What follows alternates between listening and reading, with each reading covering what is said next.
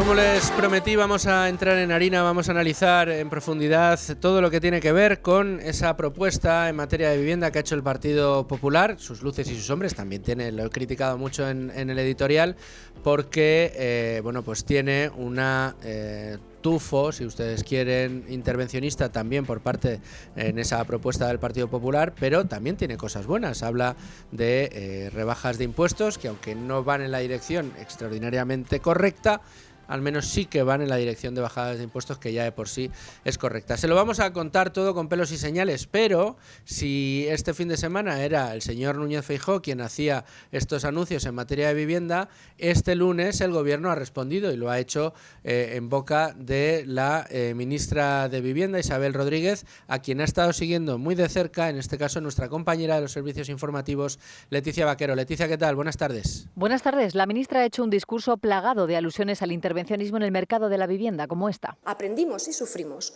que liberalizar el suelo no es más asequibilidad, que liberalizar el suelo y ofrecer más oferta si no hay regulación no es más accesibilidad, que entonces, en 2005, en 2006, se concedían en España 570.000 visados de obra nueva y el precio se multiplicó por 2, situándolo muy encima de nuestro valor. Es decir, más oferta sin control no garantiza el acceso a un hogar para la mayoría. Ha dicho que la regulación es protección y que hasta que se construyan las viviendas comprometidas lo que queda es limitar los precios para aliviar el bolsillo de los inquilinos. En este sentido, ha insistido en que España necesita un nuevo modelo de política de vivienda, para lo que el Gobierno está trabajando en la nueva empresa pública, que servirá para blindar la oferta pública de manera permanente. Una empresa de vivienda que echará a andar con la respuesta a una parte muy pequeña de los damnificados de la Dana del 29 de octubre en Valencia. Esas obras, que van a finalizar en unos meses, van a tener la inmediata continuidad en la construcción de hasta 438 viviendas en la ciudad, que les anuncio serán promovidas, serán promocionadas directamente desde la empresa pública para garantizar que el 100% de las mismas sea asequible. Son viviendas que se están construyendo en terrenos del antiguo cuartel de ingenieros en la ciudad. Isabel Rodríguez ha dejado que los grandes titulares los dé el presidente del Gobierno, pero ella ha querido mostrar que el Ejecutivo está muy preocupado por el problema de la vivienda en España. De ahí la creación de su ministerio, y sin hacer ningún tipo de autocrítica a su gestión, pues el Gobierno lleva en el poder 6 años, ha culpado los errores del pasado de la situación actual. Más de una década con la construcción paralizada tras la crisis inmobiliaria, la rehabilitación muy por debajo de la demanda, la falta de suelos finalistas, la desregulación de la vivienda protegida o la escasez de un parque público nos han traído hasta aquí. Asimismo, Rodríguez ha dicho que es incomprensible que todavía no se esté aplicando la ley de vivienda en la mayoría de comunidades autónomas para limitar el precio de los alquileres, y que desde su punto de vista, y sin aportar las fuentes informativas, ha hecho que en Cataluña hayan bajado un 5% los alquileres frente a la subida del 7% en Madrid.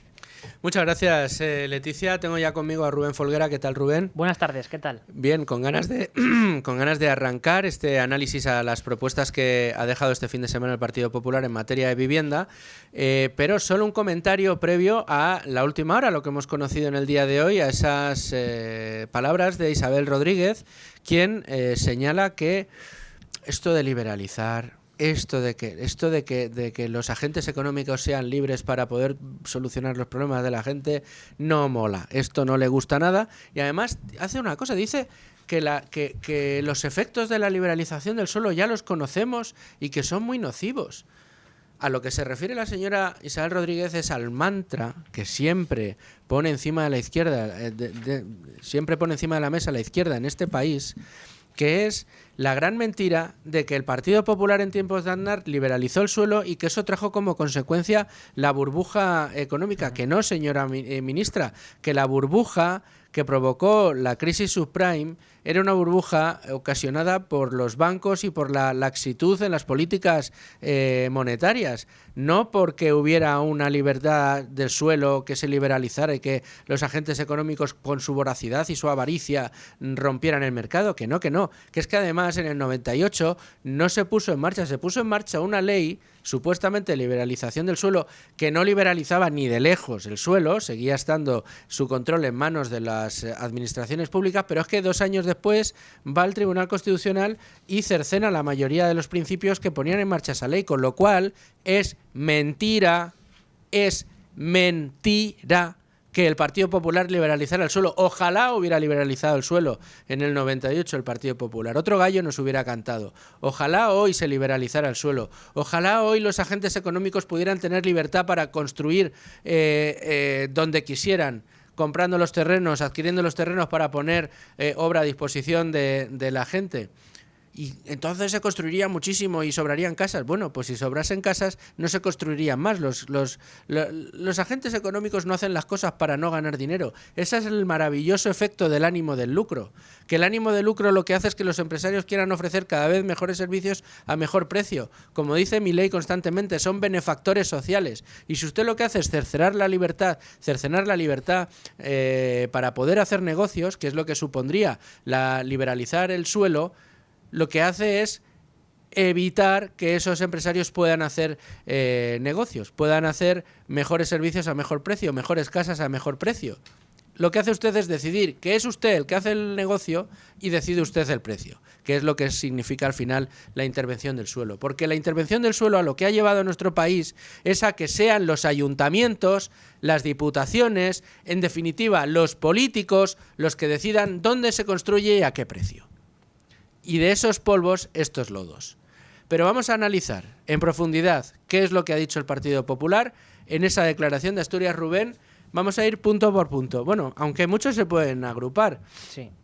Veamos, dentro de esta declaración de Asturias, puntos 1, 2 y 3. Pues en primer lugar, lo que proponen es disponer suelo para la construcción de vivienda asequible, fomentar la vivienda de protección o de precio tasado en propiedad y también el desarrollo de viviendas asequibles en alquiler.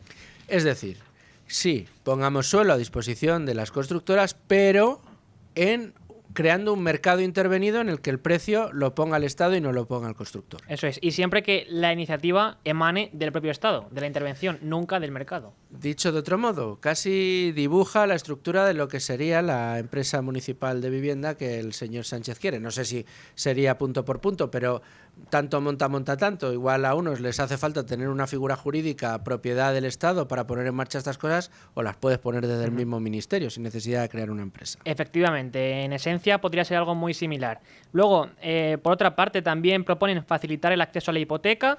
Esto es avalar, proponen el aval del 100% para los chavales, ¿no? Para menores de 40 años. No, chavales, tampoco. Hombre, entre los 30 y los 40 sí. Ya, desde luego, por encima de los 20 yo creo que ya lo de chaval te lo puedes ahorrar. Habrá algún 20 de 25 como tú que me echará la bronca, pero ya no eres un chaval. No, por supuesto, ya adolescentes no somos de 20 para arriba.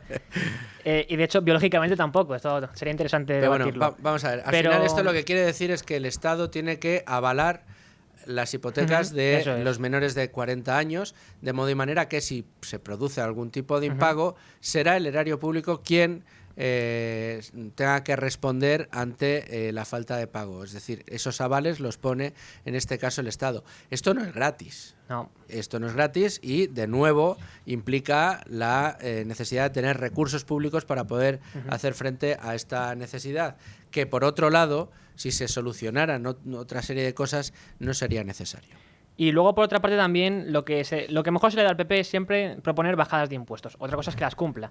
Pero sí. en este aspecto proponen, por ejemplo, distintas deducciones en el IRPF, por ejemplo. A la inversión en primera vivienda, deducción por arrendamiento de vivienda, deducción para particulares que alquilen sus viviendas para vivienda habitual del inquilino, deducciones para particulares que movilicen sus viviendas que estuvieran vacías desde hace 2 años para alquiler de vivienda habitual, deducciones en la rehabilitación de viviendas, deducciones, que no están mal, no son subidas de impuestos, son micro bajadas, pero discriminan mucho, no son bajadas de impuestos lineales. Lo que sí que es una bajada de impuestos lineales es la reducción que proponen para el impuesto de transmisiones patrimoniales. Sí, esta ha sido la noticia más destacada en medios de comunicación especializados en temas económicos, porque el PP propone que para este gravamen se aplique un tipo reducido al 4% en la adquisición de vivienda habitual para jóvenes, con los límites máximos que determinen las comunidades autónomas. Y así también se propone un tipo reducido en la transmisión de viviendas con protección pública. Bueno, un tipo reducido del 4% solo para la adquisición de vivienda habitual para jóvenes no deja de ser una suerte también de deducción o un impuesto que solo baja para algunas personas, pensando que únicamente los jóvenes son los que no pueden comprarse una casa en España. Viendo cuál es el salario modal en España, deberíamos empezar a plantearnos que a lo mejor no son solo los jóvenes los que no pueden acceder a una vivienda. Más, actos jurídicos documentados. Sí, a este respecto lo que proponen es digamos, facilitar la burocracia a este respecto, ¿no? Y también reducciones, por ejemplo, en la declaración de obra nueva para viviendas de protección pública y en la declaración de obra nueva para viviendas de alquiler asequible y también modificaciones hipotecarias en préstamos de vivienda habitual. Y con todo también respecto a sucesiones y donaciones, para las donaciones se plantea una bajada de impuestos para la adquisición de vivienda habitual y luego una revisión en profundidad, dicen, de los impuestos que gravan el desarrollo de suelo y la construcción de vivienda nueva asequible, con el objetivo de relanzar la actividad promotora y reducir el coste de producción de la vivienda, que al fin y al cabo pues no podemos ignorar que acaba repercutiendo en el precio final. Promover la reforma de la ley del suelo, la modificación de la ley del suelo, la derogación de la ley de vivienda, impulsar la aprobación de la ley contra la ocupación ilegal y ofrecer un servicio de atención a las víctimas de la ocupación. Este es el 10º punto, creo que es uno de los más importantes porque, como decíamos, lo más importante es pues defender los derechos de propiedad, hacerlos valer y que no haga falta ni servicio de atención a las víctimas de la ocupación, ni una inscripción del ocupante ilegal en un padrón municipal, ni tampoco observatorios, ni tampoco otra serie de organismos. Defensa de la propiedad. Sí. Si defendiendo la propiedad das al propietario las herramientas suficientes como para que si le ocupan la casa lo denuncie y saquen al ocupa enseguida de esa vivienda. Vamos a hacer un pequeño alto en todas las explicaciones que estamos poniendo encima de la mesa, porque podemos hablar ya con nuestro analista de cabecera de los lunes, protagonista también de los lunes negros en Libertad Digital, que no es otro que el profesor José María Rotellar. ¿Cómo estás? Hola, buenos días, feliz año. Buenos días y feliz año a ti también, además director del Observatorio Económico de la Universidad Francisco de Vitoria. Estamos analizando uno de los aspectos que más interés está despertando dentro del debate público y hablamos de una serie de medidas las que ha puesto en marcha el Partido Popular en esa declaración de Asturias. Me gustaría, no sé si que nos centráramos más en la parte de los impuestos o que nos des tú una visión global de si crees que tiene puntos flacos estas propuestas o si crees que deberían ser más ambiciosas en otros puntos. Bueno, el problema de la vivienda es un problema de oferta y de demanda, ¿no? Pero sobre todo de oferta. De demanda en el sentido de que al incrementarse la demanda necesita ser satisfecha, ¿no? Y claro, la oferta que hay no la satisface. Y no la satisface por distintos motivos. Y hay dos principales. El primero de ellos, la escasez de la misma, debido a que no se liberaliza suelo. Suelo es mucho.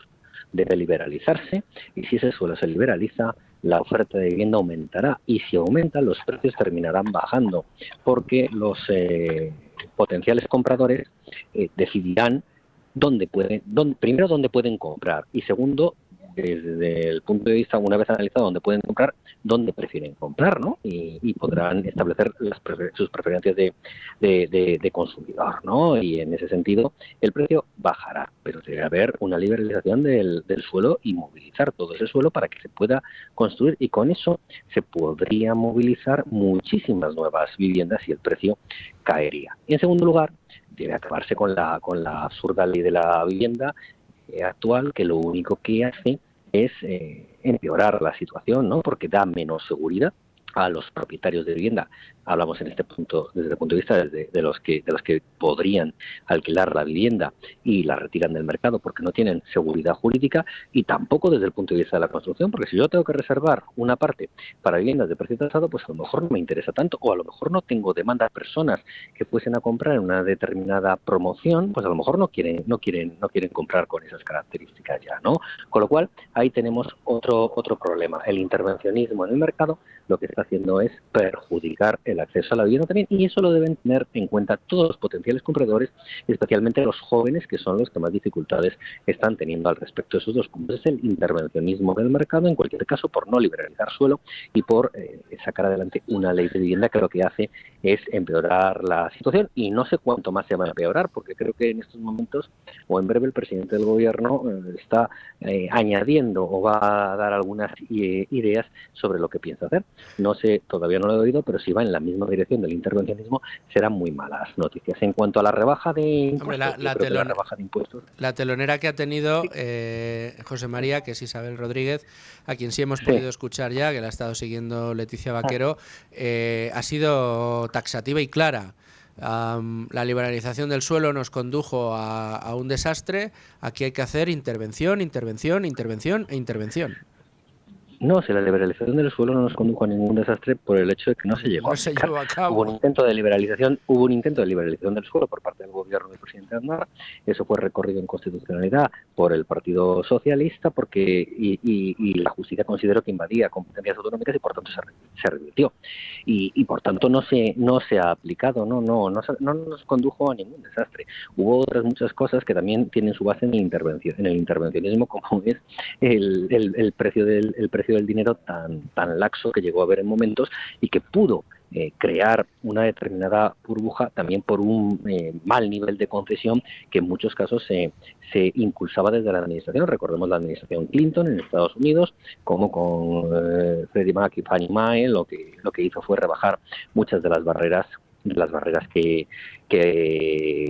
se pueden exigir desde el punto de vista de riesgo a un potencial deudor, y eso lo que hizo fue conceder créditos a personas que realmente no podían responder de sus capacidades. Y por otra parte también eliminó la barrera, la muralla china que había siempre entre la banca comercial y la banca de inversión, y eso llevó a que se paquetizaron muchas de las hipotecas concedidas, y como se introdujo de todo, es decir, no solo hipotecas de alta calidad, sino también hipotecas con muchísimo riesgo, bueno, pues cuando empezaron los impagos por empezar a deteriorarse la economía, bueno, pues eso fue lo que hizo estallar todo el problema. En cuanto a la bajada de impuestos, una bajada de impuestos siempre es positiva, ¿no?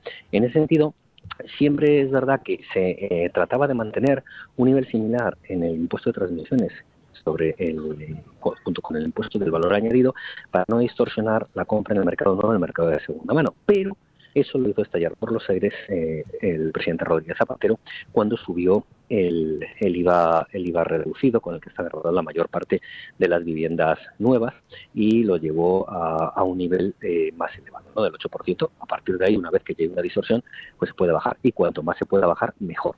¿Por qué transmisiones y no el IVA? Bueno, pues porque el IVA realmente España debería entonces solicitar a la Unión Europea que pudiese incluirlo en el anexo correspondiente de bienes y servicios que pueden ser grabados con un IVA reducido. Eso se puede solicitar, o podrá aprobarse o no aprobarse, pero lo puede solicitar el gobierno, pero el gobierno no parece que vaya a estar por la labor. En ese caso, las competencias autonómicas sí que les permiten tocar transmisiones patrimoniales para la vivienda, y eso, bueno, pues será desde luego un menor coste. En Madrid se rebajó al 6%, y desde luego es una mucha menor carga para los contribuyentes. En el año 2014, como digo, se rebajó a ese 6%.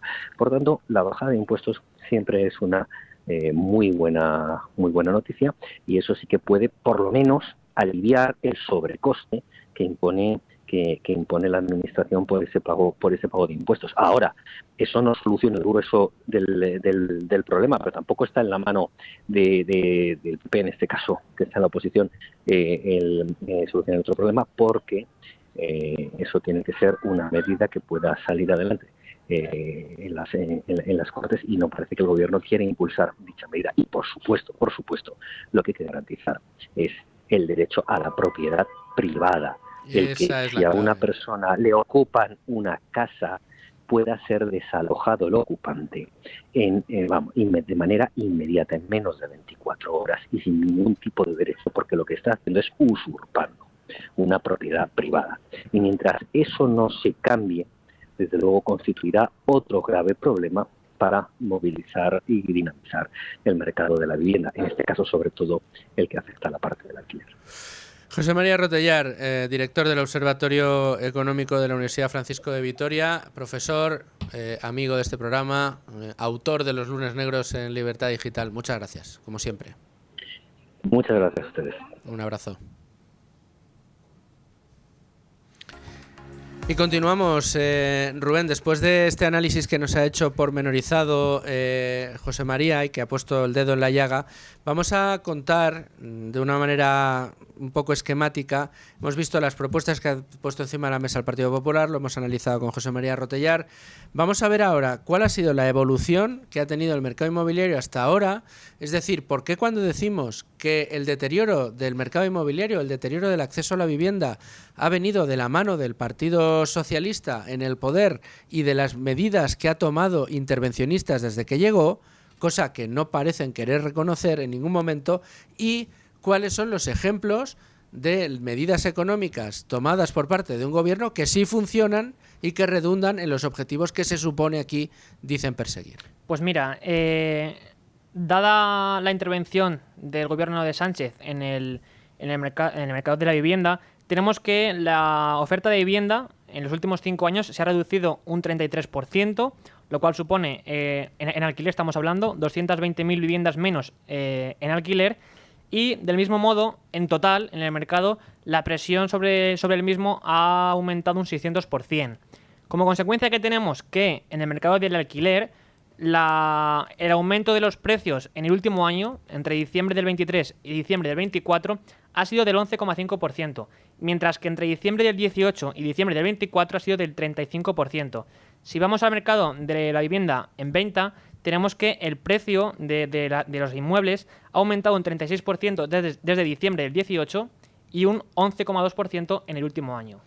No, bueno, es una evolución enorme, alcista.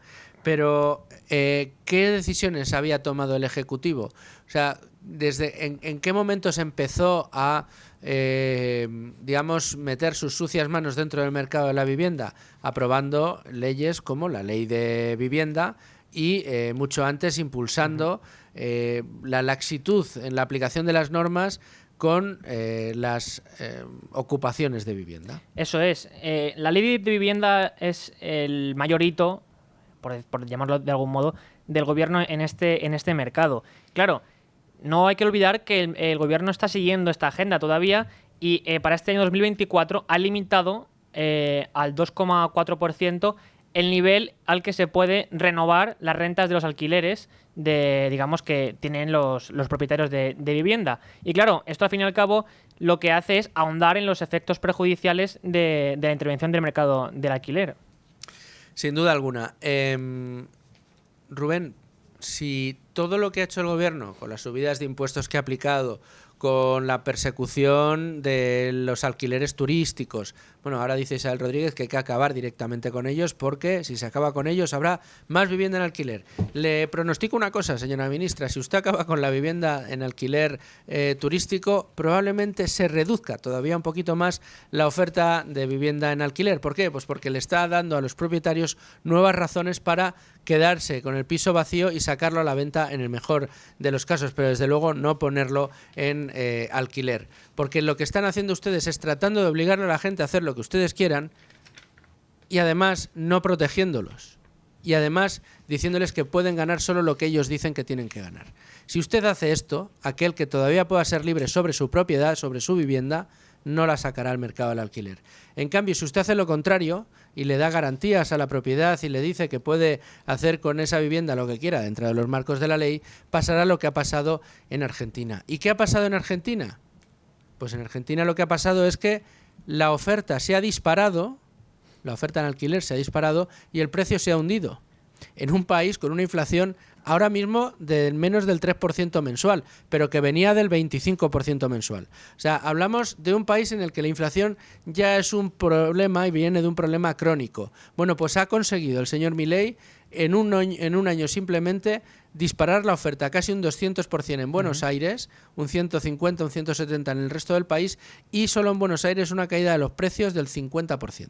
Sí, y todo ello gracias a que en diciembre del 23, cuando llegó al gobierno, eliminó la duración mínima de los contratos de alquiler, estableciendo que el plazo sería acordado entre las partes, dio libertad a las partes para pactar el ajuste de precios y también redujo los plazos para el desalojo en caso de impago o de que se hubiese terminado el contrato. Por tanto, Milei consiguió, como bien dices, reducir exponencialmente los precios del alquiler y aumentar la oferta disponible.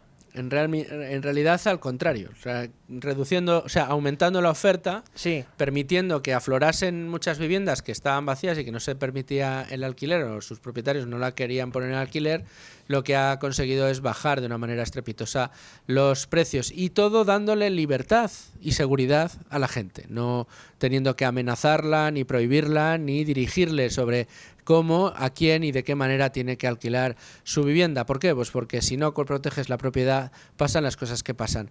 Vamos, Rubén, si te parece, a hablar ahora con otro de nuestros analistas de cabecera, generalmente para la parte bursátil. Hoy le he pedido que colabore en esta parte más de economía a nuestro amigo profesor de la Universidad Francisco Marroquín y asesor financiero, Gustavo Martínez. ¿Cómo estás, Gustavo? Pues muy bien, muy contento de estar contigo otra vez, Luis, como siempre. Contento estoy yo. Y te he llamado a capítulo en el día de hoy porque te he visto declaraciones, quizá no tan recientes, pero sí recientes, que hacías con una reflexión que yo creo que es muy importante ponerla encima de la mesa para que seamos conscientes de la dimensión del problema. Estamos viendo a nuestros políticos de derechas y de izquierdas poniendo el dedo en la llaga, diciendo que el gran problema que tenemos en España es el problema del acceso a la vivienda, que los precios son disparados, que es que no deja de subir. Sin embargo, tú hacías una reflexión muy importante, y es que los precios han subido dependiendo de con qué los comparemos. Si lo comparamos en precios en moneda fiat, han subido y mucho. Pero ¿qué pasa si los comparamos con activos reales? Pues mira, Luis, es que esa es la cuestión. Es que eso es lo que la gente no entiende y lo que el gobierno hace muy bien, y es ocultar esa información real, ¿no? Que lo que le ha sucedido a la gente es que se ha empobrecido en términos reales, aunque en términos nominales, es decir, en unidades monetarias no lo haya notado tanto. Esas unidades monetarias han perdido mucho valor. Y claro, al compararlos con esas unidades monetarias, pues uno piensa que lo que está subiendo es la vivienda, pero no, lo que realmente está cayendo es el euro. Y lo que le está pasando a ese señor que cree que la vivienda es un disparate, pues lo que le está pasando es que lo que ha hecho él mal es almacenar euros y por tanto empobrecerse irremediablemente, pero no solamente contra la vivienda, sino que se ha empobrecido contra todos los bienes y servicios de la economía, porque la inflación acumulada en España pues lleva más de un 25% en los últimos 6-7 años desde que está el gobierno de Sánchez aquí. Así que lo que hay que hacer es tratar de huir un poco del relato fácil que nos venden y tratar de decir, bueno, a ver, en términos de activos financieros, ¿cómo está el alquiler? Bueno, pues si tú lo comparas, por ejemplo, yo hablo mucho del oro, pero podríamos hablar de cualquier otro activo. Vamos a seguir hablando del oro. Si tú lo comparas con el oro, pues resulta que hace, pues mira, sin ir desde que salió el euro, en el año 2000, cuando sale el euro, pues una casa en España, en Madrid, el término en promedio te costaba 120.000 euros y el oro cotizaba en torno a las 300, la onza 300 euros, ¿no? ¿Qué significaba esto? Pues que necesitabas 400 onzas para comprarte una casa, es decir, aproximadamente unos 12 kilos de oro para comprarte una casa en el año 2000. Ahora, en el año 2025, la onza de oro está en $2.700 y el promedio de una casa está en torno a los 350.000 euros, con lo cual necesitas 129 onzas o 4 kilos de oro para comprarte esa misma casa. Es decir, necesitas 3 veces menos oro para comprarte la casa. Fíjate si la casa ha caído, la vivienda ha caído en términos de oro. Pero es que si te coges el Standard & Poor's 500 o el Nasdaq o cualquier índice indexado prácticamente, la revalorización es igual o incluso en el Nasdaq los últimos 15 años bastante mayor. Es decir, lo que ha pasado con la vivienda es que ha caído en términos de cualquier activo de inversión, pero ha subido en términos de euro. Pero con términos de euro ha subido... Pero eso esconde una realidad muy fastidiada, querido Gustavo. La realidad que esconde la reflexión que acabas de hacernos y que son datos, o sea, no es un invento tuyo, son datos, están ahí, que cualquiera lo compruebe y se asome y lo compruebe. Quiere decir que si la vivienda ha caído, el poder adquisitivo de nuestros salarios ni te cuento, porque Claro. el poder adquisitivo de nuestros salarios en términos de euro, que si lo comparamos con las casas, lo que tendría que haber hecho ha sido subir de una manera brutal durante estos años, no ha subido en la misma medida en el que lo han hecho las viviendas. De hecho, hace años necesitabas muchos menos años de sueldo, de salario, para comprarte una casa de lo que Claro, necesitas hoy. claro, Es decir, claro, en claro. términos de poder adquisitivo, en términos de paridad de poder de compra, lo que ha sucedido es que nos hemos empobrecido de una manera brutal, pese a que la vivienda no ha subido en términos comparativos con activos reales, con el S&P, con el Nasdaq o con el oro. No, es que no solamente no haya subido, sino que ha caído la vivienda. Efectivamente, lo acabas de dar claro. Es que nosotros los salarios reales no han hecho más que caer debido al efecto de la inflación y debido precisamente a que nosotros cobramos en unidades monetarias que cada vez pueden adquirir menos bienes y servicios, pero claro, también cada vez pueden adquirir menos activos financieros. Por tanto, al cruzarlo, pues resulta que te sale que los activos financieros se han revalorizado en términos de vivienda, ¿no? ¿Y esto qué significa? Pues significa que el ciudadano cada vez es más pobre, y es más pobre debido al efecto de la erosión de la inflación. Y ese es el gran problema. Bueno, no solamente el efecto de la erosión de la inflación, sino que el gobierno no ayuda deflactando los tramos del IRPF que son como consecuencia de esa inflación, ¿no? Entonces, claro, es un ingeniería, digamos, ingeniería extractiva por parte del gobierno, porque, claro, el 99,9%, yo diría, de la población no entiende estos datos, y es que además no son intuitivos, sino que tienes que madurarlos, pensarlos bien y luego tener una mínima base de conocimientos económicos, ¿no? Claro, o sea, esto se junta, pues se crea un cóctel perfecto para que el gobierno te la cuele y tú te vas empobreciendo y luego le echas la culpa al empresario o a la vivienda, y realmente quien tiene la culpa pues es la moneda fiat, ¿no? Al servicio del socialismo, que es lo que hace empobrecer a la gente, ¿no? Desde luego que sí. Gustavo Martínez, muchas gracias, como siempre, Gracias por a ti, estar con Luis. nosotros. Un Un abrazo abrazo. muy fuerte. Bueno, pues con Gustavo Martínez y estas reflexiones nos vamos a abrir página de mercados.